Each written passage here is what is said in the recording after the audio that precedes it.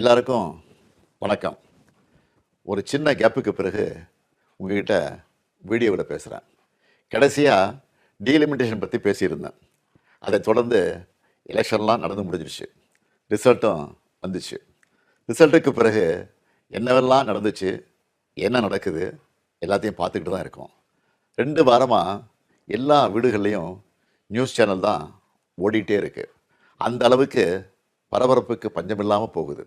2026 தேர்தல் முடிவுகளை எடுத்துக்கிட்டால் திமுக ஒரு பெரிய பின்னடைவை சந்திச்சிருக்கு. அதை நாம் ஏற்றுக்கிட்டு தான் ஆகணும். இது நிச்சயமாக நாம் எதிர்பார்த்த ரிசல்ட் இல்லை. இதுக்கு அவர் காரணம் இவர் காரணம்னு யாரும் யார் மேலேயும் பழி போடாதீங்க. தலைவராக இந்த தோல்விக்கு நானே பொறுப்பேற்றுக்கிறேன்.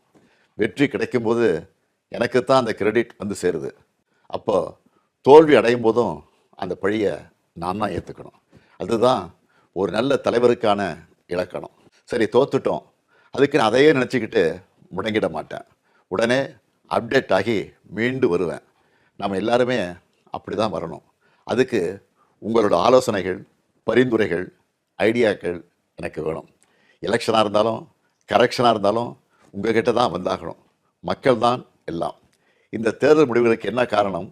திமுக இன்னும் எப்படியெல்லாம் உங்களுக்காக உழைக்கணும்னு நீங்கள் நினைக்கிறீங்கன்னு சொல்லுங்கள். உங்களோட கருத்துக்களை ஓப்பனாக சொல்லுங்கள். அதுக்காகத்தான் இந்த உடன்பிறப்பின் குரல் வெப்சைட். இதில் உங்கள் கருத்துக்களை பதிவிடுறது ரொம்ப சிம்பிள். உங்கள் வாய்ஸ்லேயே பேசி கருத்துக்களை சொன்னீங்கன்னா அதுவே டைப் ஆகிடும். நேரடியாக நீங்களே டைப் பண்ணியும் சொல்லலாம். இல்லைன்னா நீங்கள் பேப்பரில் எழுதி அந்த ஃபோட்டோவை அப்லோட் பண்ணலாம், டாக்குமெண்ட்டாக அனுப்பலாம். உங்கள் கருத்துக்கள் எனக்கு வந்து சேர்ந்துடும். அதையெல்லாம் படித்து பரிசீலித்து நம்ம அடுத்த கட்ட நடவடிக்கையை வடிவமைக்க போகிறேன். நம்மளோட அணுகுமுறை, சிந்தனை, செயல்பாடு எல்லாத்தையும் மாற்றி ஆகணும். காலத்துக்கு ஏற்ற மாதிரி எவால்வ் ஆகித்தான் ஆகணும். உங்கள் கருத்துக்களின் அடிப்படையில் டிஎம்கே 2.0 வரும்.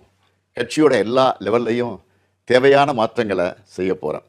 இதனால் அடுத்த 100 ஆண்டுகளுக்கும் இந்த இயக்கம் உயிர்ப்போடு இயங்கும், உங்களுக்காக இயங்கும். உடன்பிறப்பே, நீங்கள் சொல்லுங்கள், நான் கேட்குறேன்.